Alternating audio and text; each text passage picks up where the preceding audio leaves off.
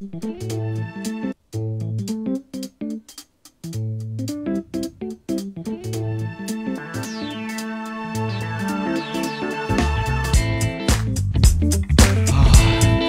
everybody, I ran all the way to get here.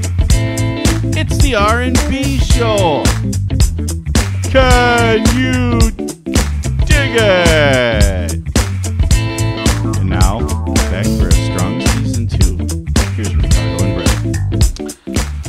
We're back, Brett. I know you didn't think this would happen, but here we are, season number 2, and it almost didn't happen today as Rosie's trying to figure out what's going on over there with our audio, because you were pretty light sounding over there too, Rosie. So yeah, episode 1 of the 2nd season of the only podcast dedicated to the high school sports in the Fox Valley, the R&B Show. I'm your co-host, Ricardo Arguello. Sitting alongside with me, as always, is Brett Christopherson, both of USA Today Network Wisconsin. Rosie's trying to figure out what's going on over there. He's also with USA Today Network Wisconsin, both of you are multimedia specialists. But yeah, we're back, Brett, and we're back. We're back for another long season. From now until mid-June or early June, we'll be giving folks their fill of high school sports in the Fox Valley area almost every week. If that's what you say. Yeah. What's going to happen? If that's what you say. Well, I don't know. If it's anything like what happened in week 1 of the high school football season, then we're in for a big treat. But first things first, welcome back. It's good to see everybody again. How was your summer? That's what our first topic is, actually. It's some way, summer you loving. like my haircut? You look good. It's a little short, like you were remarking that it's a little short for you. But hey, my summer was great. I'm nice and tanned. And it went by too quick. I have to agree with you on that, because you're always talking about how I'm always in a rush to get to high school football, but to enjoy the summer. But yeah, it's great summer, and I'm sure you both have had some good time off. Yes, Rosie. Rosie's still trying to figure out what's going on. Rosie's a mad scientist. By the way, get back to my hair. Nobody can contend with the thick head of hair that Jim Rosendick still has and will always have. Unfortunately, mine is slowly but surely Rosie's looking leaving my head. Rosie's looking like a member of the Brady Bunch over there with that perm, that curls, man. It's true. It's all natural. My wife told me yesterday. She said, "That's a little short, Brett.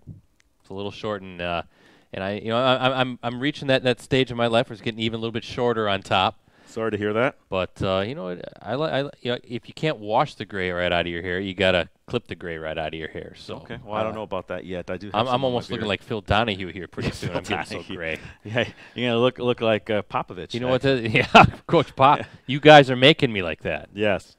Hey, well, but we're it was an exciting summer in terms of what to look forward to. I guess I was waiting in anticipation for what was going on, and I guess the number one thing on our minds going in, to the fall season was that big first game, Kimberly and Fond du Lac, and that's where we're going to start with, because I know the three of us were there. The only video element I want to say, almost, it was the Fond du Lac radio station also did live stream. Well, we were the only legitimate ones. Whoa! Ouch! Easy now. Come on, they're good people. No, they are good people, and I'm just kidding around, but. We were there. TV wasn't there. That's the big thing. TV was not there doing the broadcast or anything like that, Brett. We had sole ownership of it in terms of that way, in terms of the internet, things like that. And I'm proud to say that we witnessed one of the best games that we've ever seen, and history in the making. Brett, I'll let you kind of continue from there. Well, I don't know. Don't be a prisoner of the moment. It was a great game, but we've seen a number of great games in recent seasons. So you got to go back to the Kimberly Arrowhead game at the state championship. That was beyond this game here. But for a week 1 matchup, it lived up to the hype. It literally came down to the last second. There was 1 second on the clock when when Fond du Lac lined up for the 26-yard field goal, and the kid just drilled it deep into the night. That thing's probably still sailing in the air. That thing he had leg probably for another 15 yards, I would think, easy. And 31-28 Fond du Lac with the victory. The 70-game winning streak is snapped for Kimberly, the state record streak, the longest active streak in the nation. By the way, guys, I think there are 4 teams now that have the current longest streak in the state, and that is just a mere 15 in a row. So 55 more to go for these teams. I think Bangor's one, Waunakee's another, Springs, and I forget the 4th one. But they're at 15 in a row because they were state champions last year at 14 straight. So that puts it in perspective, doesn't it, that 55 straight wins are needed for those programs to match what Kimberly did. And it was really neat. I saw a lot of respect on both sides after the game on social media, just obviously congratulating Fond du Lac finally for getting over the hump. So close a few other times during this stretch in those great Kimberly-Fond du Lac battles. But then conversely, so much kind of the virtual standing O that you saw on social media for what Kimberly was able to accomplish. What I chuckle at, though, and we were talking about it this morning, folks are acting like it's over. The era has come to an end. While the 70-game winning streak is over, there is still another really impressive streak that is intact, and that is the 5 straight state championships. The state record is 6, held by Stratford, so Kimberly still can equal that mark. Yep. And don't think for a minute, unless injuries hit this team, that they're not going to be heard from when all is said and done. They're going to be right there because we've seen time and time again how this Kimberly team takes off. They just get better and better and better by season's end. And Ricardo, I got the stats here. I was really impressed with some of the guys. You look at Cody Starkle, 12 of 17 passing, 215 yards and a touchdown for Kimberly in his debut. How about Will Fisher? 156 yards on 28 carries, a 5.6 yards per carry average on the ground. So 2 question marks going in. I think they passed a really good test against an outstanding Fond du Lac team. But Fond du Lac's the real deal, and it's going to be fun to watch the jockeying as we get into the playoffs. Right, and kudos to Fond du Lac for finally getting the monkey off its back. They had been in several close contests with Kimberly the last times that they have played them, so we both kind of had a feeling that this might have happened if this was Fond du Lac was maybe going to be the team to do it. And when I was talking to Coach Jorgensen and some of the players, there was a sense of relief as well as excitement and a lot of, like you said, Brett, respect toward Kimberly. It was weird watching all the media go to an opposition team. Yeah.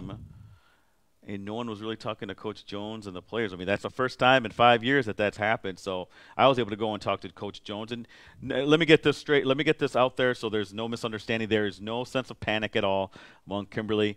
They lost by a last-second field goal, okay? This wasn't like they were blown out by 4 touchdowns or something like that. They were right there at the end, just like those other games. The last couple of times that they had played Fond du Lac, it just so happened where Kimberly came out on the winning end. So they're going to be just fine, and don't be surprised we see these 2 teams again in the playoffs. We will be there, Brett, right? We're going to try to be there. That's the goal. But, yeah, I think it's interesting to note that when you look at the rankings, the Valley Football Association has 4 teams, at least in the coaches poll, right there in the top 10. And then when you look at the Associated Press poll, also in the same thing where Neenah's getting some votes there. A lot of respect for the Valley Football Association to have those 4 teams be there representing, in our opinion, the best conference for football in the state. Yeah, you look at the coaches poll in Division I, Fond du Lac's 1, Kimberly is 2. Shows you the respect for a Kimberly team that at 0-1 they're still ranked 2, and then Appleton North is 3 at 1-0. In the AP poll, Fond du Lac 1 in the large division. Wanakee is 2. Brookfield Central is 3. That's ridiculous. And Kimberly is 4. Appleton North is 8. Yeah, go ahead. It's just that Kimberly lost by last-second field goal. There's no doubt in my mind that they would whoop up on both Wanakee and Brookfield Central. Fond du Lac was one of the best teams coming in. They had a lot of starters returning. It was a back-and-forth game right down to the wire. I mean, to make Kimberly 4th is just laughable, in my opinion. So I had to take the AP voters to task. There's no way Wanakee and Brookfield Central, I don't care if they're 1-0. They're not playing Fond du Lac, all right? You got to look at the strength of the schedule. And we talked about this earlier in the office. Kimberly has 7 playoff teams from last year on their regular season schedule, right? So, they're going to traverse a potential minefield there, as they kind of seek that 6th straight championship. Of course, every year is different. Some of these playoff teams this year could be a little bit weaker, or last year could be a little bit weaker this year. So we'll find out here. It's kind of like the NFL. It changes year to year. I was impressed with Fond du Lac. Carson Raditz, the quarterback. Look at Fond du Lac, only 8 attempts through the air, but he was 5 of 8, 67 yards. But look at what Fondy did, 326 yards rushing against that outstanding offensive line that returns 3 first-teamers, all unanimous first-teamers, and another kid who was honorable mention. That's the strength of their team, is that offensive line, and they're gonna pummel teams just based on that running attack alone. Carson Raditz, the quarterback, 146 yards rushing. That included a 74-yard touchdown jaunt there that kind of electrified Fond du Lac. And not only that, but faked me out. I had the binoculars on. Raditz doing a great job with that ball fake, sticking the ball deep into the belly of typically Eben Sauer, and then really just ran a fake to perfection right up the gut. Sauer, 141 yards rushing, 15 attempts. His biggest play was that catch, though. That set up the field goal. That set up the field goal. And one more thing I want to mention, Brett, was that very bad call. Yeah. What happened there? They called him down. One of the refs had called him down. Backtrack, go ahead and set it up. No, back. Yeah, it was a 4th and 1, I think. Yes.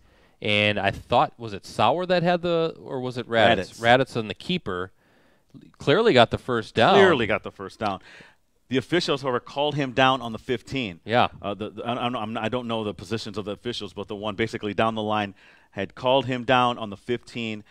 The other ones had not seen that, and they had let the play go or not whistled or whatever. And then, Raditz did get the first down. There is absolutely no question about that. He was never down. I know I've scrubbed back and looked at the video that we had. He never touched the ground. It was a terrible call. And talking to Jorgensen afterwards, he really felt, and some of the team felt, that this was it. That's the call, that's going to kind of self-destruct everything. But give Fondy credit; they were able to come back, overcome that call on the, because Kimberly went down and tied the game. Yep. To come back and to get it done, I think speaks volumes for them. They were worried about that. That okay, here it is. Here's the call that's going against us. Because they have lost in the last second several times against Kimberly. Well, and there would have been some scuttle on that one saying, what was that? It was visible online, too. You could see how upset they were. Wow, I haven't seen coaches really that upset in a while. It was pretty remarkable. Well, and I remember the PA announcer at Papermaker Stadium said an inadvertent whistle, and one of the officials looked at the box. No, it wasn't inadvertent. So he was saying he was down. It was. I thought, I thought the key moment as I replay the game in my mind was the personal foul penalty against Fondulac gave Kimberly 1st and 10 on the Fondy 15, I think it was.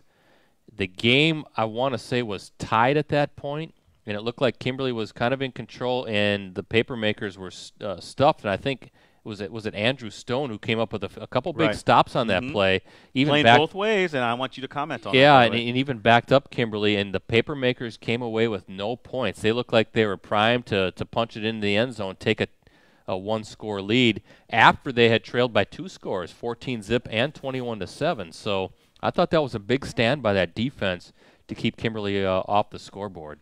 Brett, if you want to add your thoughts on Fond du Lac as we continue. We both agree Kimberly will be there at the end. They're going to improve. They always do. That's been their kind of MO, under Coach Jones. For you, Fondy has the same kind of ability to do that, but you do worry about one aspect about that. Well, I do. The two ways. Carson Raditz, a fantastic athlete, but I believe playing the linebacker spot on the other side is pretty rare, especially at the Division I level, to see a quarterback also playing defense. And I remember he's got some wheels. He can fly. I remember he caught, was it Will Fisher at an angle? It looked like Fisher was maybe at a beeline towards the end zone, and Raditz played the angle perfectly and just streaked down the field.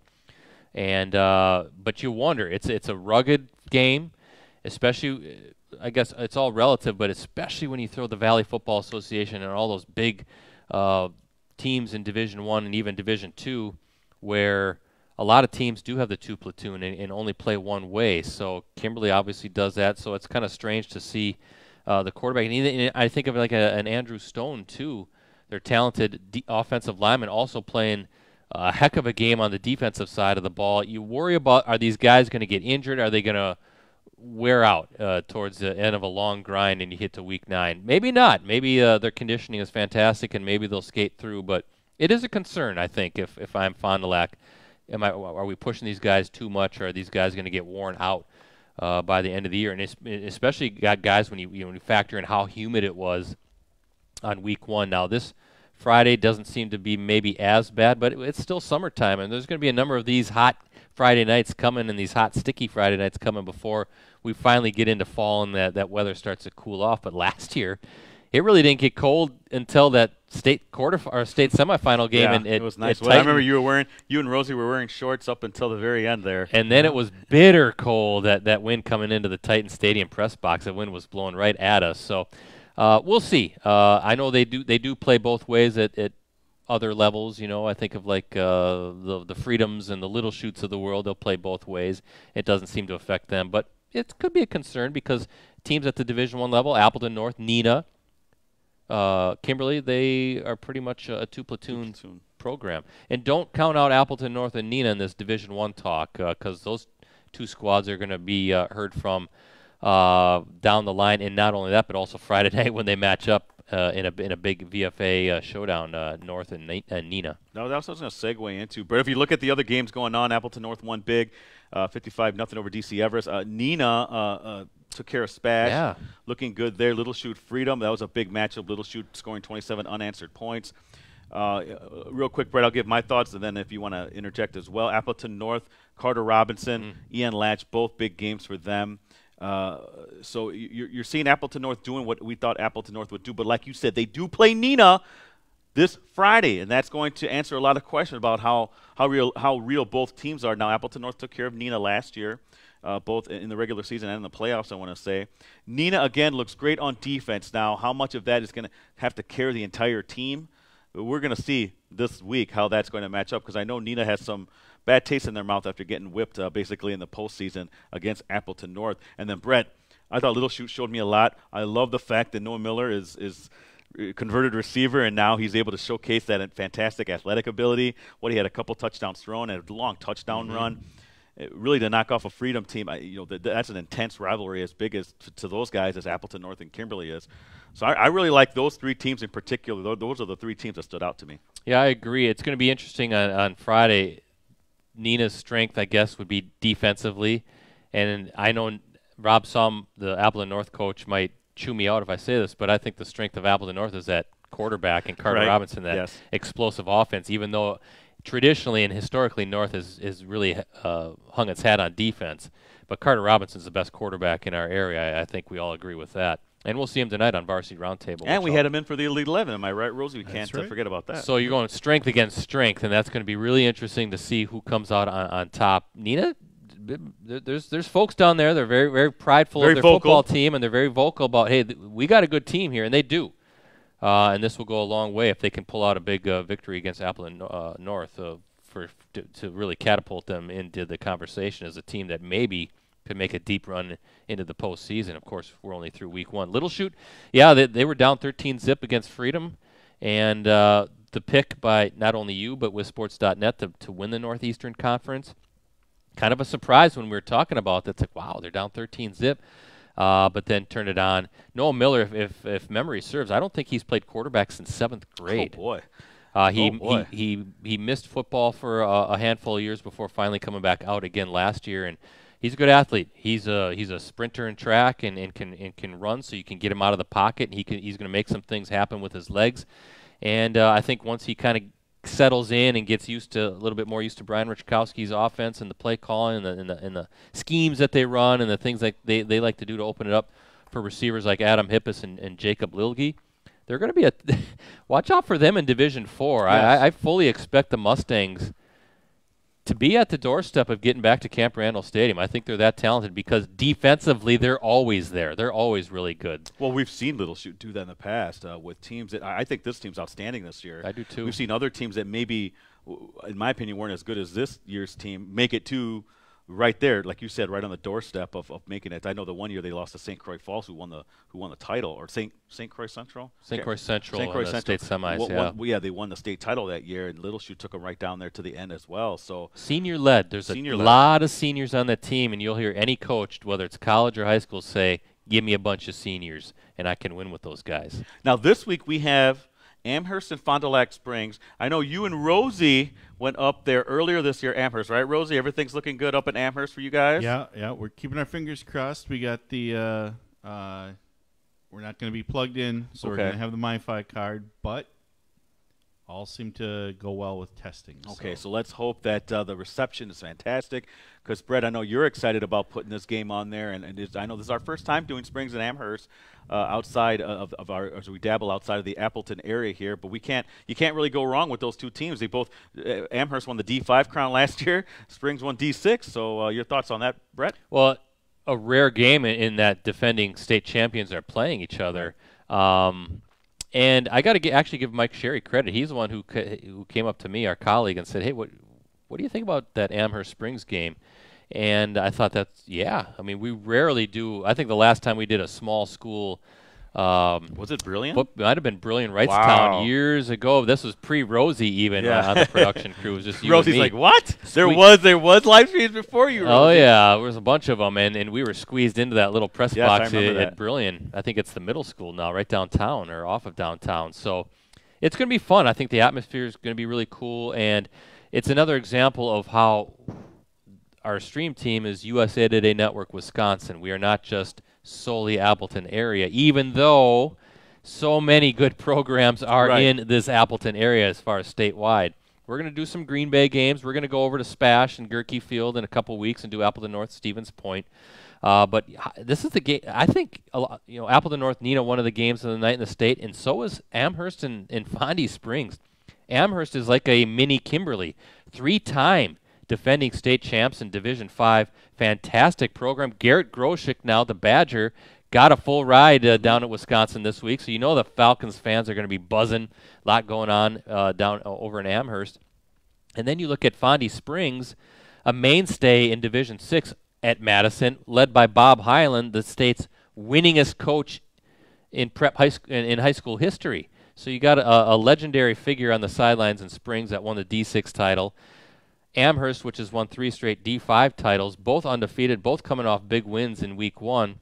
And not only that, but if it holds out, Springs actually is going to be in Division 5 this year. They are projected to go D5.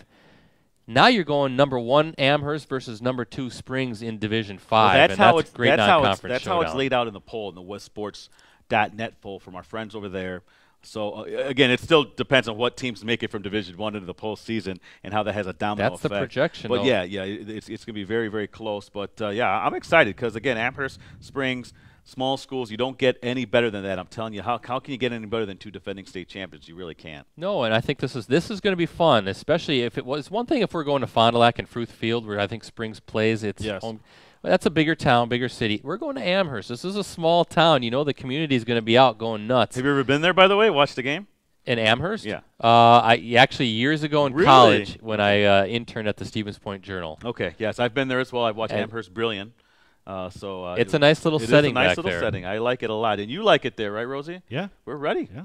It's going to be a little cramped. It's going to be a little different, and hopefully cozy. the MiFi card holds up. But you look at in the AP poll, Amherst number 2 in medium division, Fond du Lac Springs number 1 in the small division. This is a big, big game, and could have some sort of playoff ramifications going down the line. Who knows? Maybe these two teams square off in a state semifinal or something based on seedings if they're both in Division 5, or maybe this is a preview of the Division 5 state championship in November. Amherst too high on that medium division. They'd be perfect in the small school, but I can't put them over. Well, St. Croix Central. Here's my problem. We talked about this, the AP poll. Come on, guys, divide it into 7 divisions. Enough with the large, medium, and small. That's an easy way out. That's a cop out.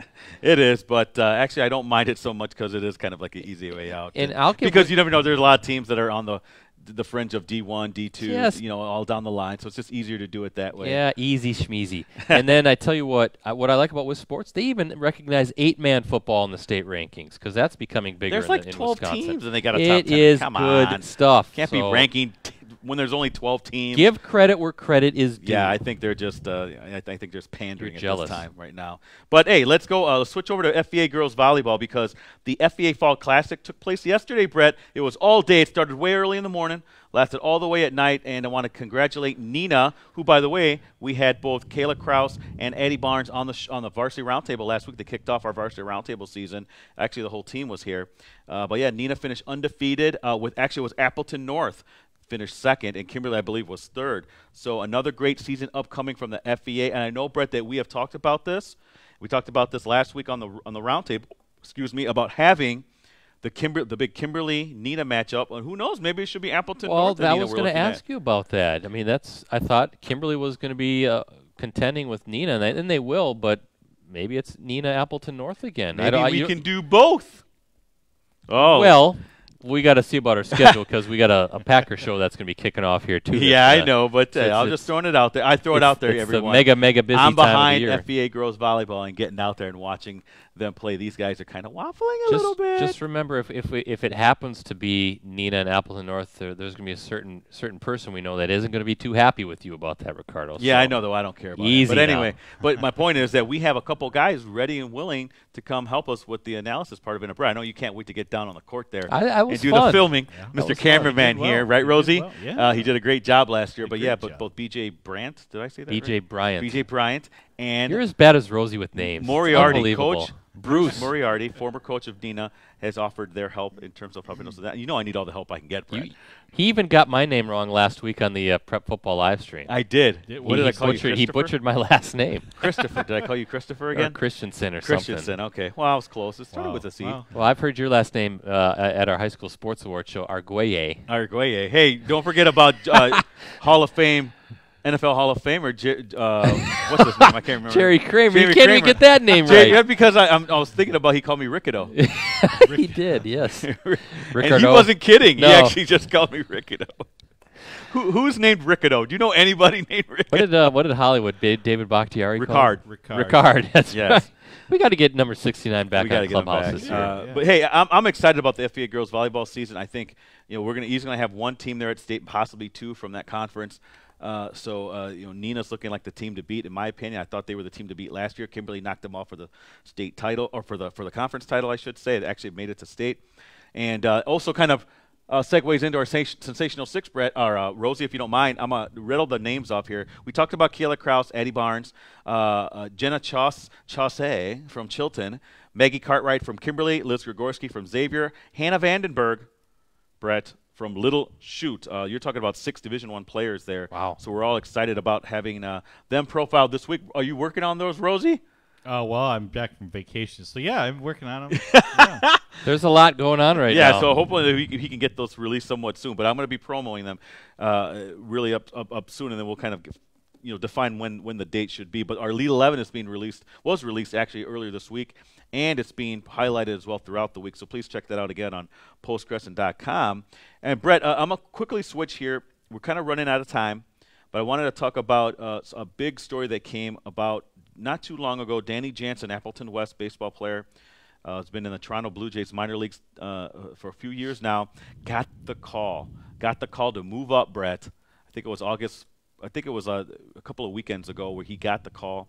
Exciting time for Appleton because not only has he been called up, he's been having a heck of an opening to his major league career, Brett. I think he's hit safely in each one of his games, I want to say, that he's participated in. I want to look up his stats real quick. Yeah, he's been just a little bit under 400. I want to say 380-something. 381. 381.